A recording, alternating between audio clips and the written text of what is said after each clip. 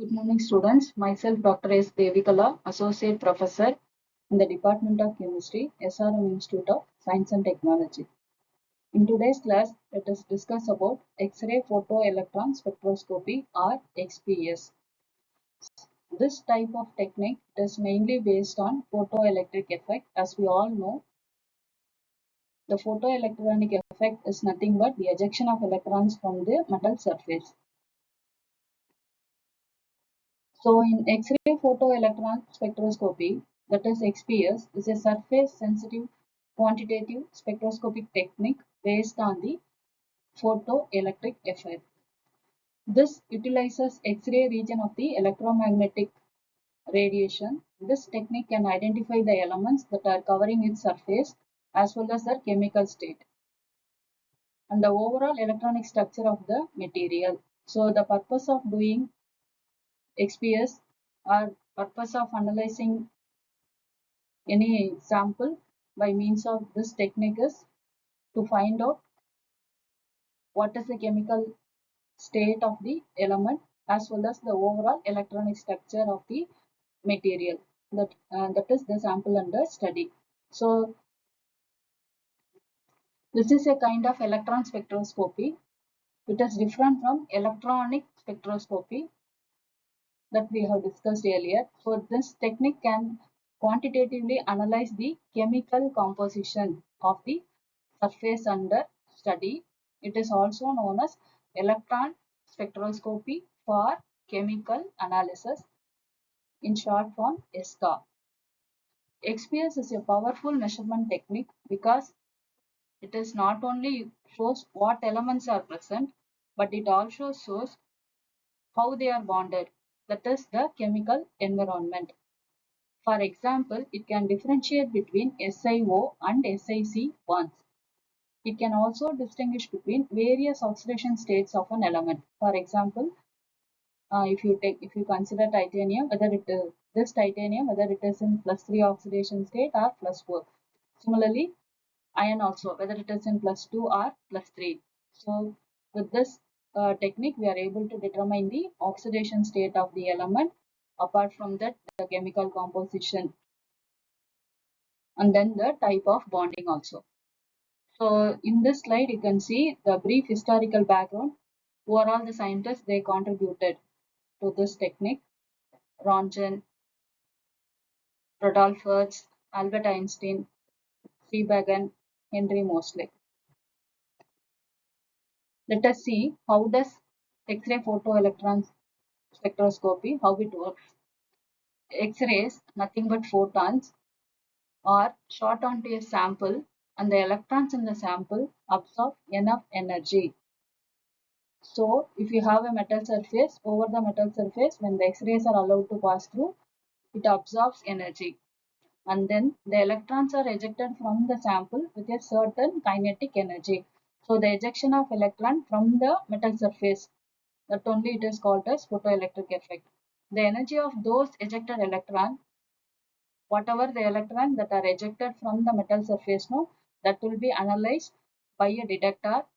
Then we need to plot a plot of these energies and relative number of electrons is produced.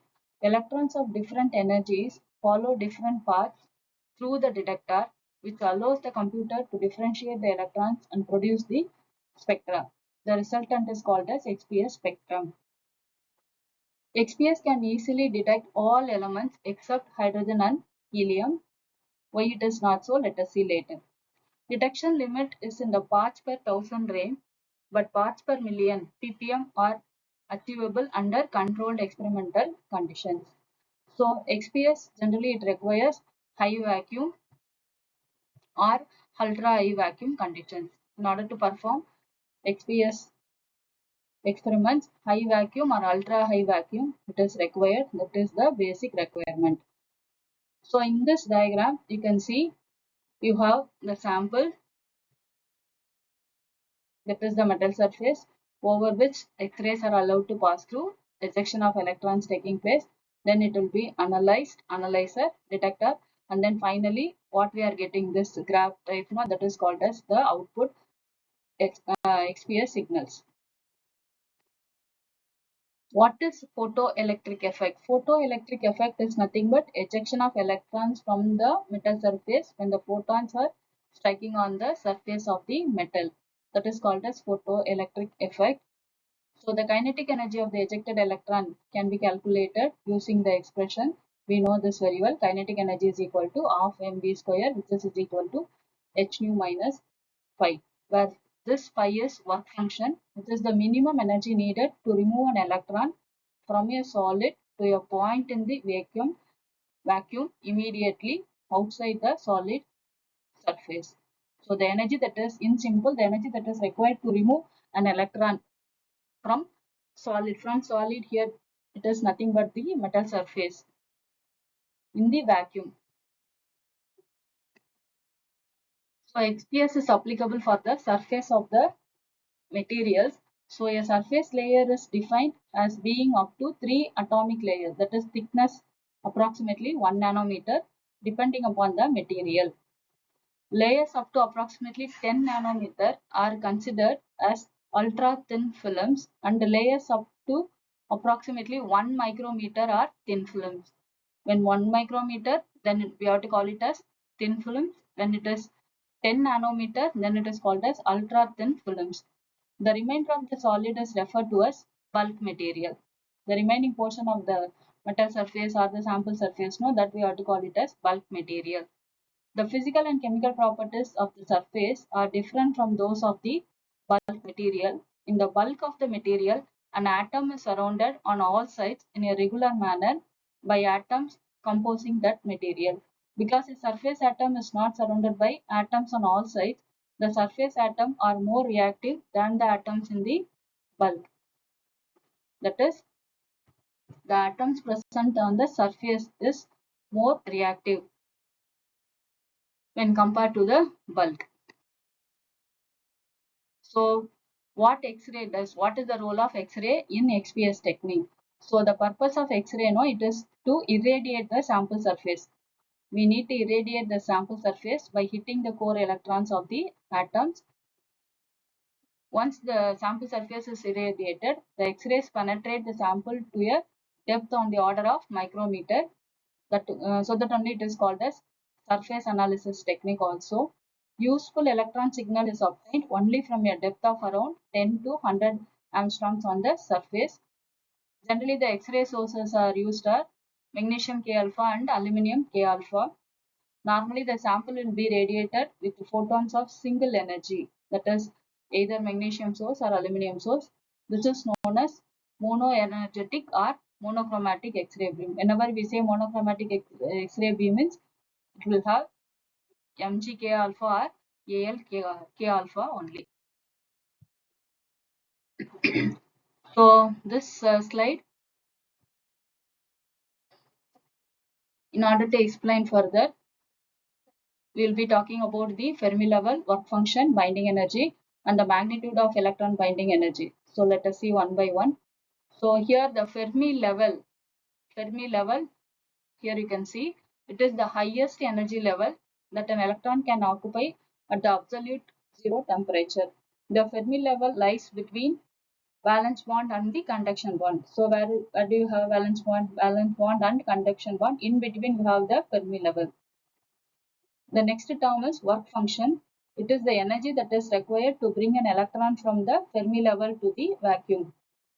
Already we have seen this point.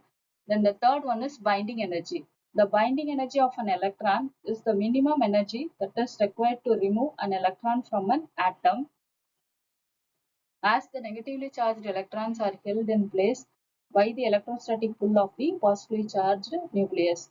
So binding energy is nothing but the minimum energy that is required to remove an electron from an atom.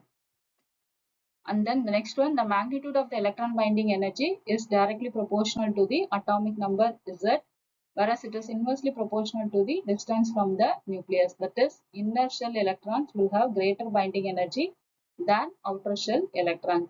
An electron can only be removed from an atom if the applied energy is greater than its electron binding energy.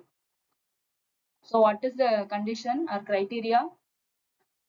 How can we remove electron from an atom means, what is the condition? The applied energy is greater than its electron binding energy. Then only the electron can be removed. When an inertial electron is ejected, the vacancy will be filled by an electron from an outer shell.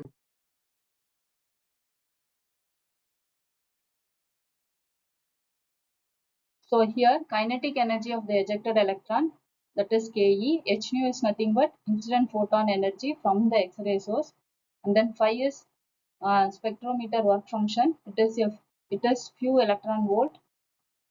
It can be calculated by calibration only. Then B is nothing but binding energy. It is the unknown variable. We calculate it and interpret from the spectrum, from the XPS spectra. This is the actual instrument.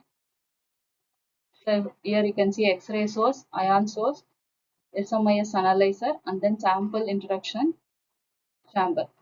Through this chamber only sample has to be fed into the instrument. These are all the standard component of XPS instrument.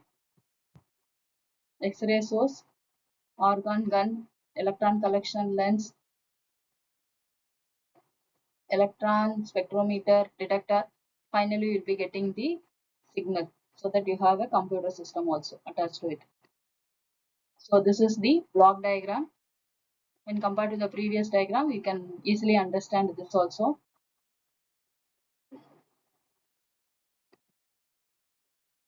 Simplified version of black diagram only. This also X-ray source, sample inlet, evacuated chamber. That is, the condition is already we said ultra high vacuum or simply vacuum pumping system, electron energy analyzer, detector, and data system to get the final product. So in this slide, you can see XPS spectrum of palladium metal and then XPS spectrum of silicon wafer. So here you can see the peaks. These peaks are called as signals. Along with that, here what percentage is there with the binding energy.